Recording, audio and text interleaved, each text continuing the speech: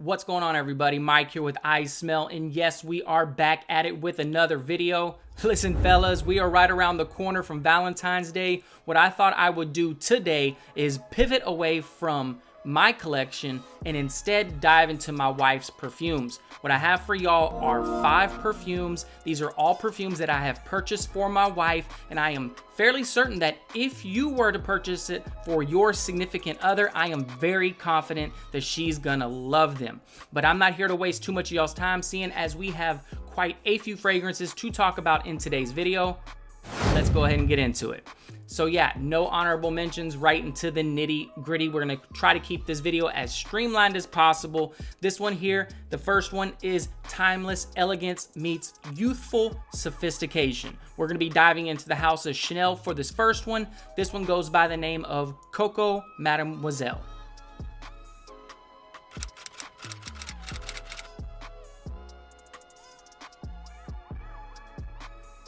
I say timeless elegance meets youthful sophistication because it's timeless in the sense that it can be worn by almost every age group, but there is a youthful sophistication in the sense that this is not something that your grandmother would wear.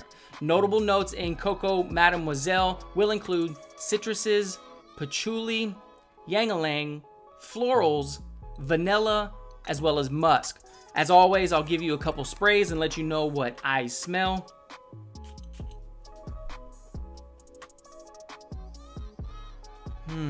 So I don't know women's perfumery as much as men's cologne, but I'll try to walk you through with kind of a description of what, again, I smell. Now, in the opening, you're going to be introduced to an amalgamation, a plethora, if you will, of fresh, vibrant citruses coming in the form of mandarin, grapefruit, as well as bergamot. Again, fresh and zesty, invite you to the fragrance. And then you're going to move to the heart note, chocked full of florals. It never gets too jammy. If anything, it's kind of sparkly, transparent, bright because of that ylang-ylang note. Ylang-ylang is used sometimes in aquatics, so although I would not call this an aquatic by any stretch, just know that the florals, they never get too jammy. Again, this is not something that your grandmother would wear. And then in the base, you're going to be met with earthy creaminess coming in the form of both patchouli as well as vanilla, and there is quite a bit of patchouli in Coco Mademoiselle, and it was this fragrance here specifically that brought my wife into the fold to know that she loved the note of patchouli. Great performance, very versatile, and again, a timeless classic. If you haven't already got this one, if your wife enjoys perfume and she doesn't have this one on your shelf, fellas, stop procrastinating and just get it for her. At the number 1 spot, again, from the house of Chanel, we have Coco Mademoiselle. All right, so the second perfume that we're going to be talking about is one that I came to learn about from my wife telling me. Actually, she was out and about at Ulta. She came home, told me that she liked the way it smelled. And listen, she's not a lunatic like the rest of us. So when she tells me she enjoys a perfume, I take a mental note and I do make sure to add it into her collection. Fragrance number 2 comes from the niche house of Kilian. The name of this one is Princess.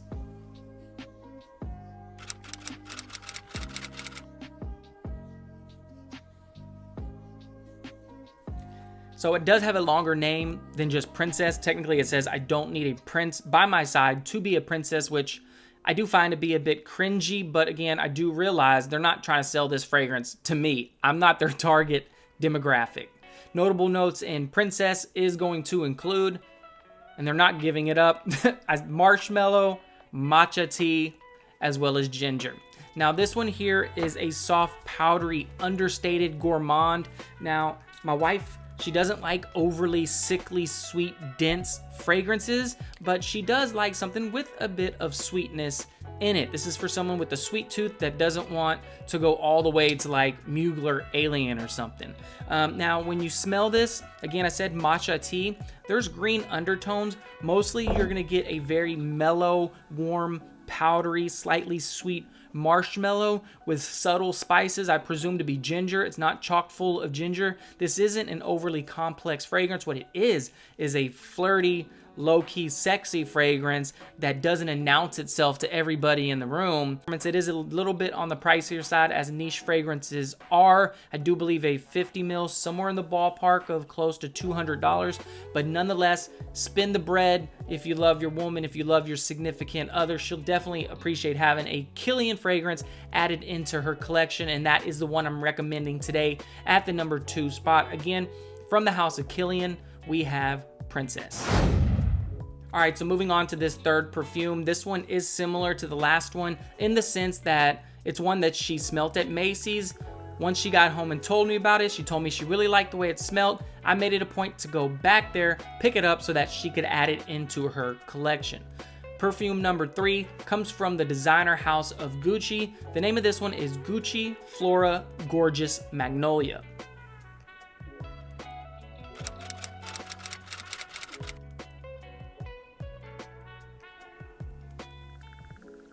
All right, so the words that come to mind when I think about this particular fragrance is fresh, clean, fun, and playful. This fragrance smells very, very good, you guys. Notable notes on Gorgeous Magnolia is going to include dewberry, magnolia, coconut, patchouli, see a trend here, musk, as well as blonde woods. Again, this is a fruity floral fragrance that smells fresh and clean. I don't know any other better way to describe it. I will spray it so that I can also see if I pick up anything else though. Yes, and I do. Okay, so that dewberry, y'all, it's fruity and it's fresh, but a berry called dewberry, there's also something slightly aquatic about the fragrance, you guys. Very, very pleasant. Also, I do pick up on the coconut. For those of y'all wondering, you do pick up on the coconut. It doesn't dominate the fragrance. It's more so sitting in the background, but you do smell the dewberry up in the front. Slight coconut, fresh florals. This one is more floral than Coco Mademoiselle, as it should be, because it's literally a fragrance called Gucci Flora.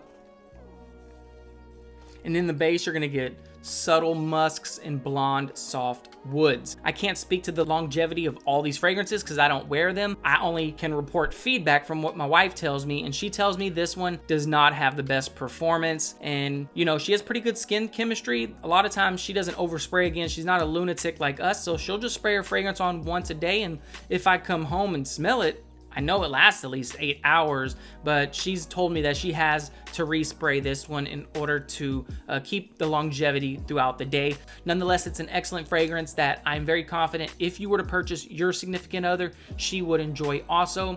Again, at the number 3 spot from the house of Gucci, we have Gorgeous Magnolia. All right, so moving on to fragrance number 4, perfume number 4, and I'm just gonna keep it a buck with y'all. There was no way in hell I was not going to include this one. This is quite literally my favorite perfume for my wife to wear. It's so incredibly sexy. This one comes from the house of Lancôme. The name of this one is La Nuit Trésor.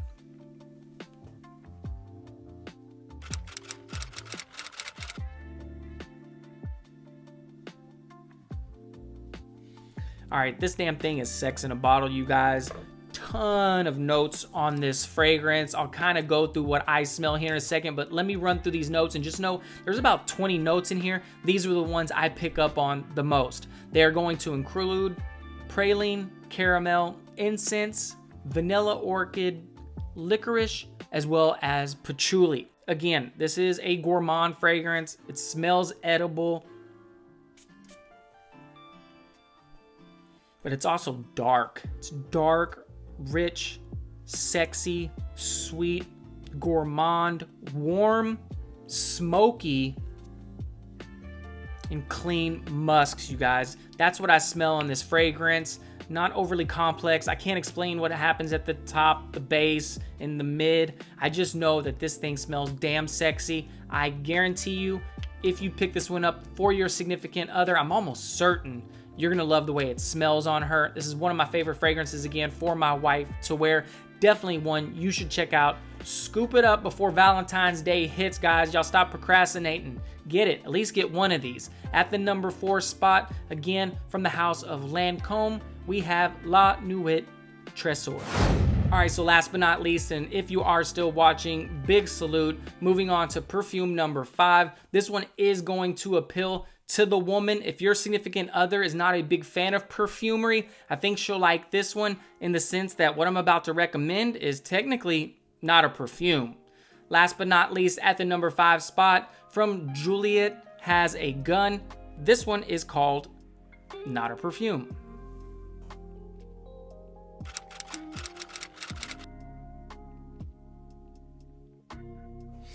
All right, so if you have smelt Molecule O2, if your wife has ever smelt Glossier, it's kind of in the same ballpark and realm as what you're gonna expect from Juliet Has a Gun, Not a Perfume. Notable notes or note in Not a Perfume is going to include ambroxan or Satellox, however you want to say it. Now, again, this is not an overly complex fragrance. This fragrance, and my wife's not big on layering, but she said it herself, this one's a good topper. She puts it on top of another fragrance to give it longevity. I've complimented her multiple times on this one when she was wearing it. And again, it's light, but it's not a heavy fragrance, but it just works, y'all. Good atomizer. Woody,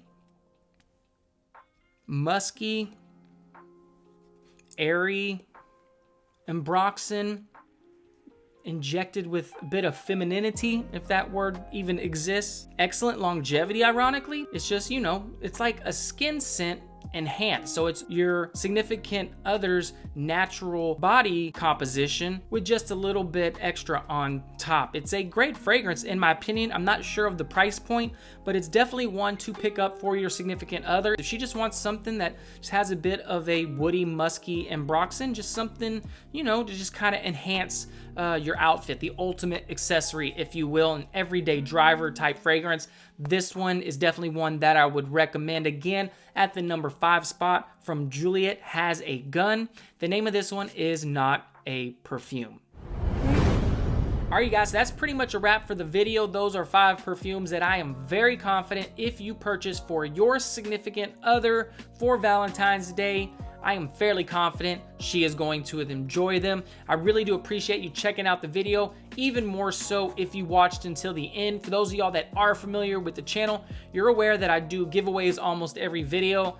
I'm not just about to give my wife's fragrances away, but leave a comment below. Let me know you have subscribed and liked the video, and I'll send you a mystery decant, I guess, from my collection, or reach out to me on Instagram and I can kind of let you know what I have. If there's something that you're interested in, I'd be happy to send you a 5 milliliter decant just to show my appreciation for watching the full video. Listen, I can't promise that I have a ton of content coming down the pipe, but what I do promise you is that every single time I upload, you are going to be getting honest, authentic, and unbiased opinions. In the year of 2025, that has to count for something. I really do love and appreciate the support. Until next time, you guys. Talk to y'all soon. All right, see y'all around.